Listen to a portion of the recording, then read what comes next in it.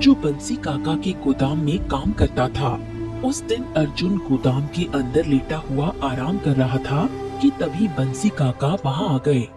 अरे ओ अर्जुन, मैं तुम्हें यहाँ पे काम करने की मजदूरी देता हूँ, आराम करने की नहीं। कहा था ना कि अनाज की बोरियां बाहर बैलगाड़ी में रखवा दे, हैं? बैलगाड़ियां धूप में खड़ी तुम्हारा इंतजार कर रही हैं और तू यहाँ मजे से टांग फैला के लेटा हुआ है।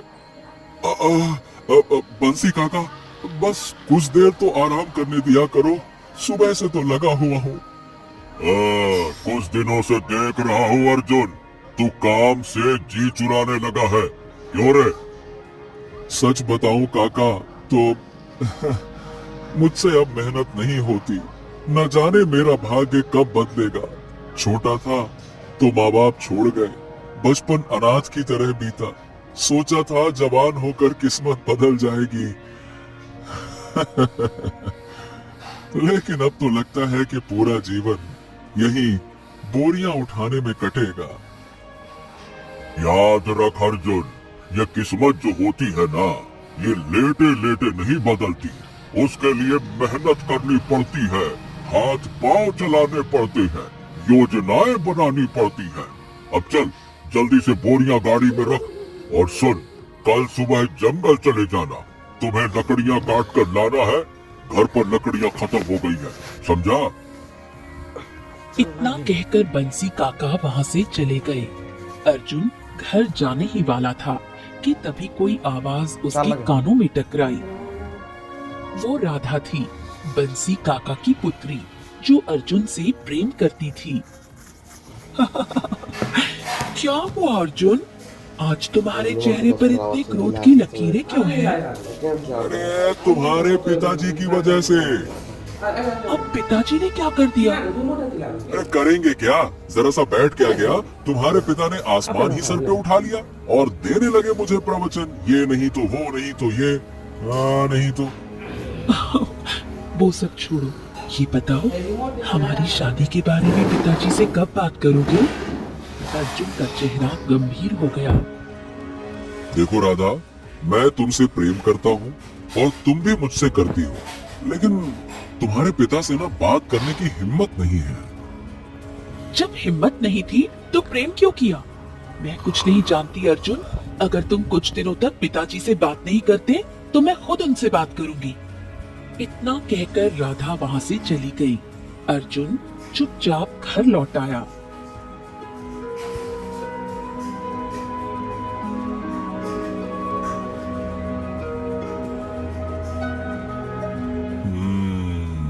मुझे जल्द ही कोई न कोई तरकीब सोचनी होगी, जिससे मैं जल्दी से धनवान बन जाऊं। अगर बंसी काका को राधा और मेरे प्रेम की बात पता चल गई, फिर तो वो मुझे बर्बाद कर देंगे। लेकिन अगर मैं अमीर बन गया, तो फिर तो वो मुझे नीचा नहीं दिखा सकेंगे। पर सवाल ये है अर्जुन, कि तू अमीर बनेगा तो बनेगा कैसे? अर्जुन इन्हीं विचारों में खोया गहरी नींद में सो गया। अगले दिन अर्जुन कुल्हाड़ी लेकर जंगल जा पहुंचा और लकड़ियां काटने लगा।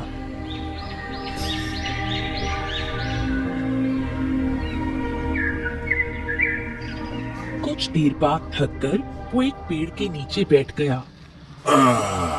बाप रे बाप, मेरी जिंदगी भी कितनी अजीब है। जिसके घर पे काम करता हूँ, उसकी ही बेटी से प्रेम कर बैठा।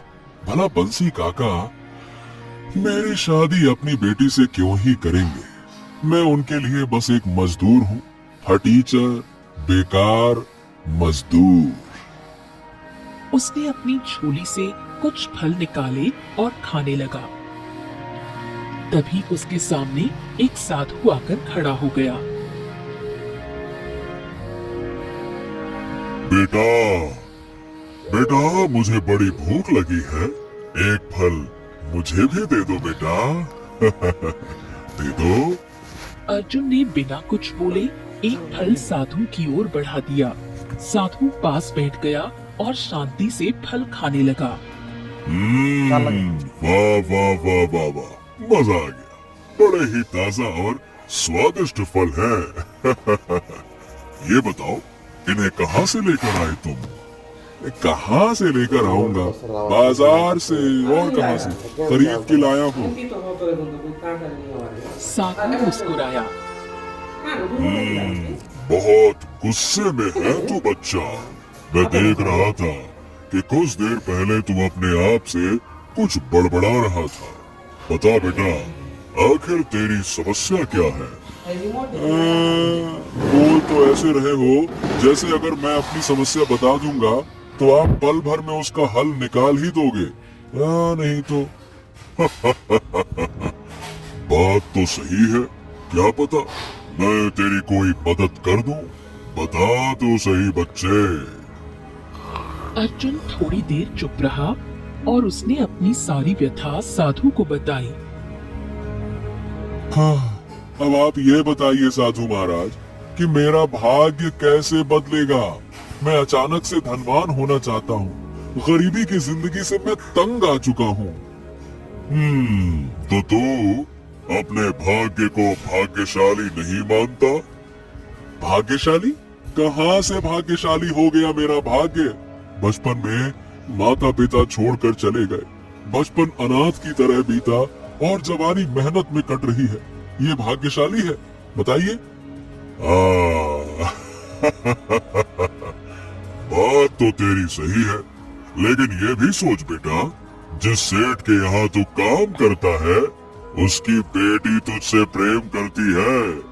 ऐसी किस्मत हर किसी की नहीं होती अर्जुन। जो प्रेम सच्चा हो वो केवल भाग्यशाली को ही मिलता है।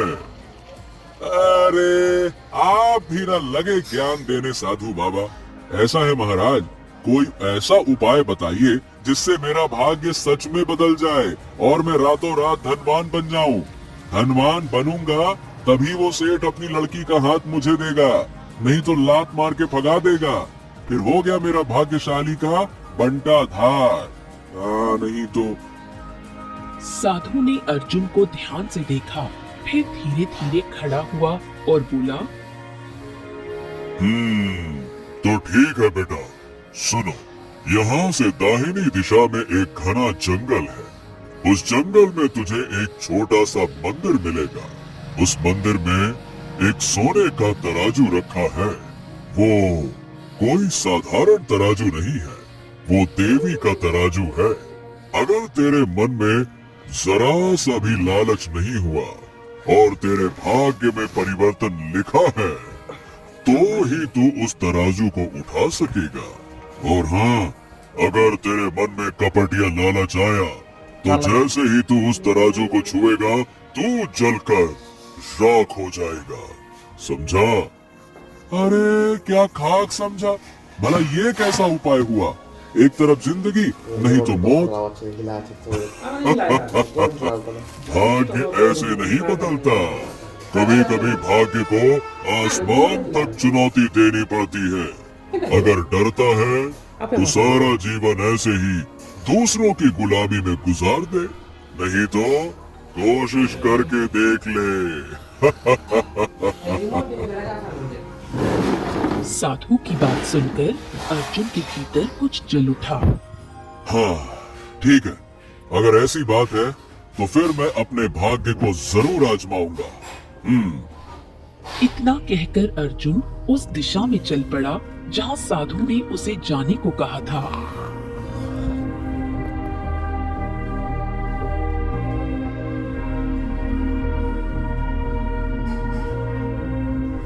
कुछ देर बाद अर्जुन घने जंगल में पहुंचा।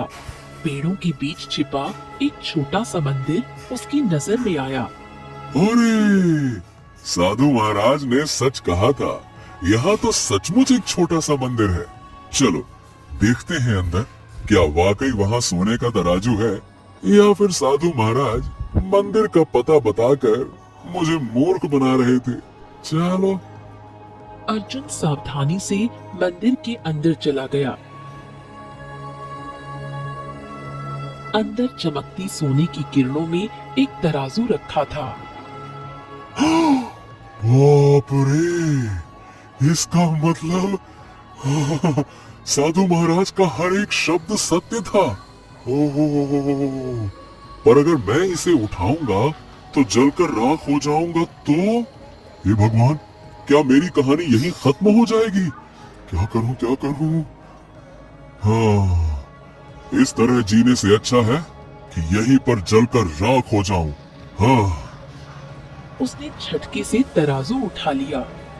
अरे अरे, मुझे तो कुछ नहीं हुआ। इसका मतलब मेरा भाग्य बदलने वाला है। मेरा भाग्य बदलने वाला है। वो खुशी खुशी तराजू उठाए वहां से चला गया।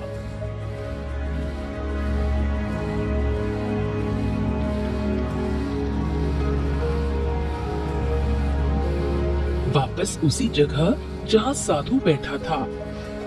अरे वाह, तू तो बड़ा भाग्यशाली है रे। अब तक जिसने भी इस तराजू को छुआ है वो जीवित नहीं रहा। वाह वाह वाह वाह।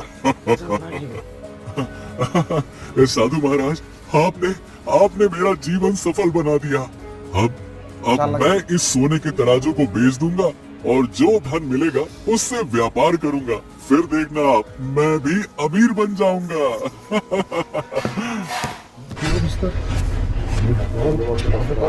उस बिजली की तार से गिरकर पहुंच गया।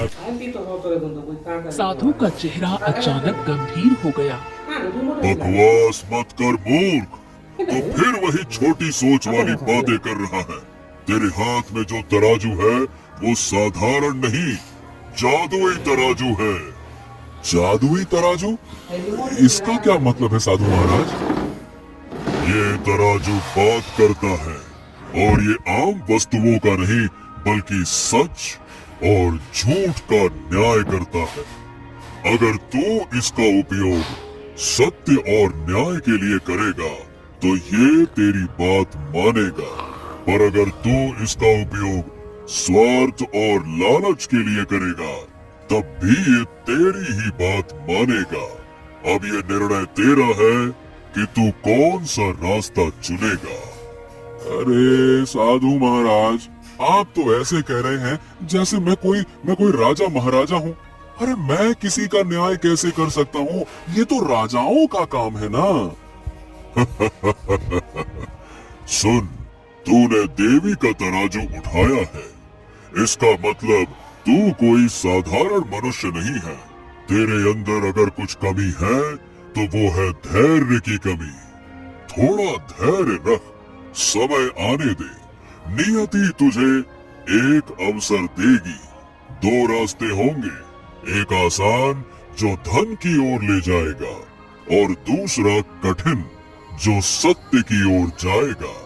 अगर तू कठिन लेकिन सच्चे रास्ते को चुनेगा तो कल्पना नहीं कर सकता कि तू किस ऊंचाई तक पहुंच सकता है।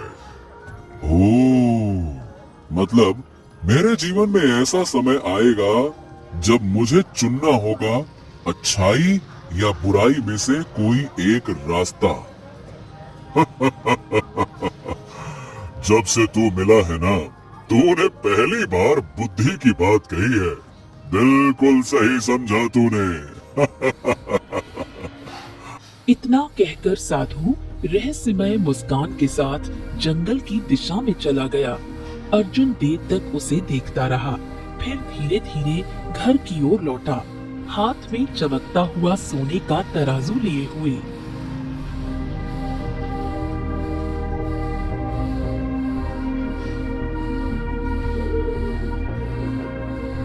अर्जुन घर पहुंचा ही था, सामने राधा खड़ी थी। हे भगवान, ये तो सोने का तराजू है। ये तुम्हारे पास कहाँ से आया? क्या तुमने कहीं से चोरी की है? सच बताओ। नहीं नहीं नहीं नहीं राधा, मैंने कोई चोरी नहीं की है। मैं बताता हूँ, सुनो। बात ये है कि अर्जुन ने पूरी घटना राधा को सुना दी। साधु, मंदिर और जादुई सोने का तराजू। अर्जुन, साधु महाराज की बात में गहराई लगती है। तुम इस तराजू को कहीं बेचने की गलती मत करना। क्या पता वही साधु सच कह रहा हो और ये तराजू तुम्हें उस ऊंचाई तक पहुंचा दे जिसकी तुमने कल्पना भी नहीं की। सच कहूँ राधा, मैं भी यही सोच रहा हूँ। तभी अचानक वहाँ बंसी काका का नौकर मोहन आ पहुँचा। अरे ओ मोहन, क्या है ये? तुम यहाँ चुपके चुपके हमारी बातें सुन रहे थे, हैं? इरादा तो नहीं था, पर हाँ, सब कुछ सुन लिया है। मैं तो बस ये देखने आया था कि तुम जंगल से लकड़ियां काट कर लाए या नहीं, क्योंकि बंसी काका ने मुझे भेजा था। पर इसी बहाने तुम्हारा ये रहस्य भी मैंने जान लिया। चिंता मत करो, मैं किसी को कुछ नहीं कहूँगा। हाँ। इतना कहकर मोहन वहाँ से चला गया। अर्जुन, अब उस तराजू को बहुत सुरक्षित रखना, क्योंकि अगर मोहन को कोई बात पता चल गई तो मतलब कि वो बात पूरे गांव को पता चल जाएगी। हाँ, जानता हूँ, उसकी आदत ही ऐसी है। जब तक वो पूरे गांव में ढिढोरा नहीं पीट देगा कि अर्जुन के हाथ सोने का तराजू लगा है, तब तक उसका पेट हल्का नहीं होगा। राधा चली गई, लेकिन अर्जुन की बात सही साबित हुई। कुछ ही घंटों में मोहन ने पूरे गांव में खबर फैला दी कि अर्जुन को एक दिव्य तराजू मिला है।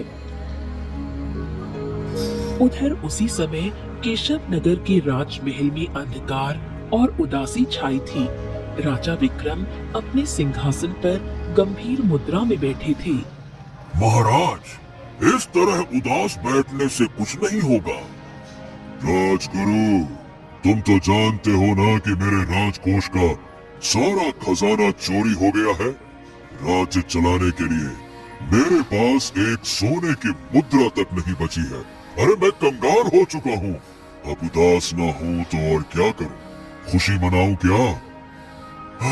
महाराज, शक के घेरे में दो ही लोग आते हैं। एक आपका भतीजा राजकुमार अशोक और दूसरा राज्य का मंत्री जगन्नाथ। दोनों ही अपने आप को निर्दोष बता रहे हैं। हाँ, मैंने दोनों से पूछताछ की, किसी के खिलाफ कोई ठोस सबूत नहीं मिला। पर मेरा मन कहता है कि मंत्री ही गद्दार है। अशोक क्यों चोरी करेगा? वो तो जानता है कि मेरे बाद वही राजगद्दी संभालेगा। लेकिन महाराज, अगर मंत्री निर्दोष हुआ तो? उनकी आंखों में क्रोध और बेबसी थी। तो राजगुरु जाओ, तो फिर कोई ऐसा चमत्कार ढूंढो जो सत्य को सत्य और झूठ को झूठ साबित कर सके। क्योंकि मैं जानता हूँ इन दोनों में से ही कोई एक चोर है, पर कौन, इसका अंदाजा मैं आज तक नहीं लगा पाया। ये पहली बार है मैं अपने शासन काल में ही किसी चोर को पहचानने में असफल हो रहा हूँ। राजगुरु चिंतित अवस्था में राजमहल के बगीचे में टहलने लगे। तभी एक सैनिक वहां आ पहुंचा। क्या हुआ राजगुरु? आपके चेहरे पर ये चिंता की लकीरें क्यों हैं? राजकोष का सारा खजाना चोरी हो गया। महाराज और मैं तय नहीं कर पा रहे हैं कि चोर कौन है, मंत्री जगन्नाथ या महाराज का भतीजा अशोक।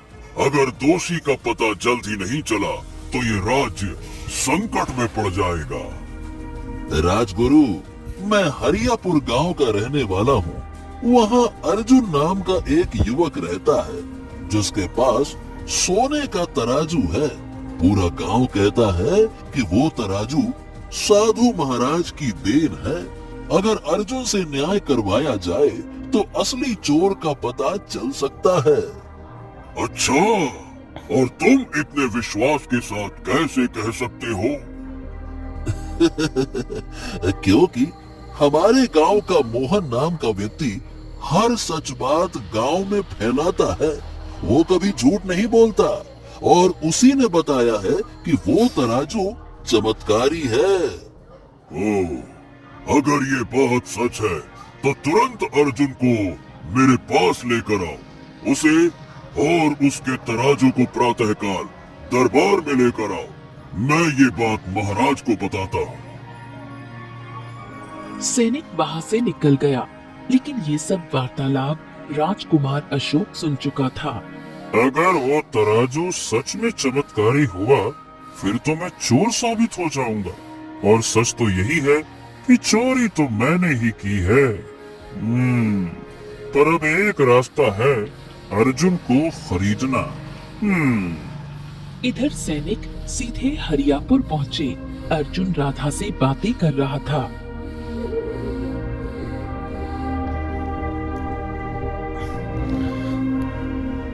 अर्जुन, तुम्हारे पास जो सोने का चमत्कारी तराजू है, उसे लेकर कल राजमहल चलना है।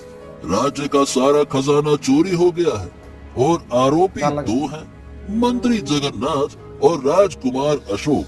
महाराज चाहते हैं कि तुम्हारा तराजू असली चोर को पहचान ले। अगर तुमने सच का पता लगा दिया तो महाराज तुम्हें बहुत बड़ा इनाम देंगे। ठीक है, तो कल दरबार में हाजिर हो जाना अपने तराजू के साथ। चलो, मैं चला। इतना बोलकर सैनिक वहां से चला गया। अर्जुन, इसका मतलब साधु महाराज की बात सही थी। समय आ गया है। शायद यही तुम्हारे भाग्य का नया मोड़ है। उसी समय घोड़े की टापों की आवाज गूंजी। राजकुमार अशोक स्वयं अर्जुन के दरवाजे पर आए। तो तुम्हारा ही नाम अर्जुन है? हाँ जी, मेरा ही नाम अर्जुन है। मुझे पता है कि तुम्हारे पास दिव्य सोने का तराजू है, जो असली चोर का नाम बता सकता है। और तुम्हें पता है, असली चोर मैं ही हूँ। लेकिन मैं चाहता हूँ कि तुम मंत्री जगन्नाथ को दोषी साबित कर दो। बदले में मैं राजकोष से चुराया हुआ आधा खजाना तुम्हें दे दूंगा। क्या कहते हो? क्या? लेकिन तुमने खजाना चुराया क्यों? ये सब राजनीतिक चालें होती हैं जो तुम्हारे समझ के परे की बात है। बस इतना समझ लो कि मंत्री को गद्दार साबित करने के लिए वो जरूरत से ज्यादा ईमानदार है। और वैसे भी कुछ दिनों में मैं राजा बनने वाला हूँ। सोच लो, अगर तुम मेरे पक्ष में निर्णय दोगे तो मैं तुम्हें आधा खजाना और अपनी मित्रता दूंगा। राजा का मित्र बनना कोई छोटी बात तो नहीं है। सोच लेना, और जो भी निर्णय करना सोच समझ कर करना। इतना बोलकर अशोक वहां से चला गया और अर्जुन गहरी सोच में डूब गया। तो राधा, अब ऐसे में मैं करूं तो क्या करूं? बताओ। आधा खजाना मिल रहा है और भविष्य का राजा स्वयं मित्रता का हाथ बढ़ा रहा है। ये तो बड़ी बात है ना? क्या तुम्हें साधु महाराज के शब्द याद नहीं? उन्होंने कहा था, समय आएगा जब तुम्हें अच्छाई और बुराई में से एक रास्ता चुनना होगा। अगर तुम झूठ बोल दोगे तो निर्दोष मंत्री का जीवन बर्बाद हो जाएगा, और जिस अशोक पर तुम भरोसा कर रहे हो वही राजा बनकर तुम्हें मरवा देगा। अर्जुन चुप हो गया। कुछ पल बाद बोला, शायद तुम सही कह रही हो राधा। अब मैं केवल सत्य का साथ दूंगा। Wasting money on AI video generators because I just found the best open source AI video generator and it's 100% free. अगले दिन अर्जुन सैनिक के साथ राजमहल पहुंचा। दरबार में महाराज विक्रम सिंहासन पर बैठे थे। सामने मंत्री जगन्नाथ और राजकुमार अशोक सिर झुकाए खड़े थे। महाराज, यही है अर्जुन, हरियापुर गांव का युवक। इसके पास वही चमत्कारी तराजू है। अर्जुन, हमें बताया गया है कि ये तराजू सच और झूठ का निर्णय करता है। प्रणाम महाराज। महाराज, मैं प्रयास करता हूँ। जब से ये तराजू मेरे पास आया है, मैं सही बताऊं, मैंने इसका उपयोग नहीं किया है। लेकिन हाँ, साधु महाराज ने कहा था कि ये स्वयं बताएगा सत्य क्या है और झूठ क्या है। अर्जुन ने तराजू दरबार के बीच रखा और बोला, हे दिव्य तराजू, ये तुम्हारी पहली परीक्षा है। न्याय करो और असली चोर को सामने लाओ। अचानक सोने का तराजू चमकने लगा। उसकी आवाज गूंजी। दोनों आरोपियों को मेरे पलड़े में बैठा दो। राजकुमार अशोक, तुम पहले बैठो। अशोक तराजू के एक पलड़े में बैठा। मंत्री जगन्नाथ, तुम दूसरे पलड़े में बैठो। मंत्री भी बैठा। कुछ पल बाद तराजू की आवाज गूंजी। जिसके शरीर पर जलन मचेगी वही दोषी होगा। वो स्वयं अपने अपराध को स्वीकार करेगा। अशोक के चेहरे का रंग उड़ गया। अगले ही क्षण उसके शरीर पर भयंकर जलन होने लगी। अरे मेरे शरीर में आग लग रही है। इसको रोकिए महाराज, महाराज इसको रोकिए।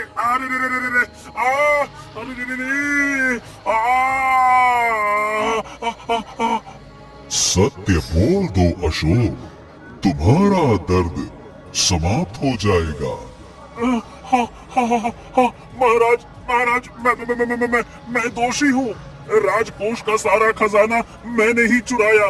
मैं मंत्री को गद्दार साबित करना चाहता था। अरे क्योंकि वो जान चुका था कि मैं अवैध वसूली कर रहा था। मैंने अर्जुन को भी खरीदने की कोशिश की ताकि वो मंत्री को दोषी ठहरा दे। राजा विक्रम क्रोध में खड़ा हो गया। अशोक, हमने सोचा था कि तुम हमारे उत्तराधिकारी बनोगे, और जो अपने ही राज्य को लूटे वो राजा बनने के योग्य नहीं। अब तू अपना शेष जीवन कारागार में बिताएगा। सैनिकों, ले जाओ इसे। सैनिक अशोक को पकड़कर ले गए। तराजू धीरे धीरे रंग बदलने लगा और शांत होकर अपनी असली अवस्था में लौट आया। अर्जुन, तूने लालच को ठुकराया और सत्य का साथ दिया। सत्य का साथ देने वाला ही सच्चा राजा होता है। आज से मैं तुझे इस राज्य का उत्तराधिकारी घोषित करता हूँ। क्या? मैं राजा? तभी दरबार में प्रकाश फैला। रंग बिरंगी किरणों के बीच वही साधु प्रकट हो गया। कहा था ना अर्जुन, जब तू सत्य का साथ देगा तो वहाँ पहुँचेगा जहाँ की तूने कल्पना भी नहीं की थी। तू राजा बनेगा, ये तेरे भाग्य में लिखा था। साधु महाराज, मैं सही बताऊं, मैंने कभी सोचा भी नहीं था। धन्यवाद, धन्यवाद। अगर तू लालची होता तो कुछ समय के लिए धनवान तो बन जाता, पर सारा जीवन दुख में बिताता। पर तूने मन की आवाज सुनी और वही तेरी असली शक्ति है। तराजू से प्रकाश की लहरें निकली और वो धीरे धीरे गायब हो गया। अब ये तराजू उस देवी के मंदिर में लौट गया जहाँ से आया था, किसी और अर्जुन की प्रतीक्षा में। साधु भी उसी रोशनी में विलीन हो गया।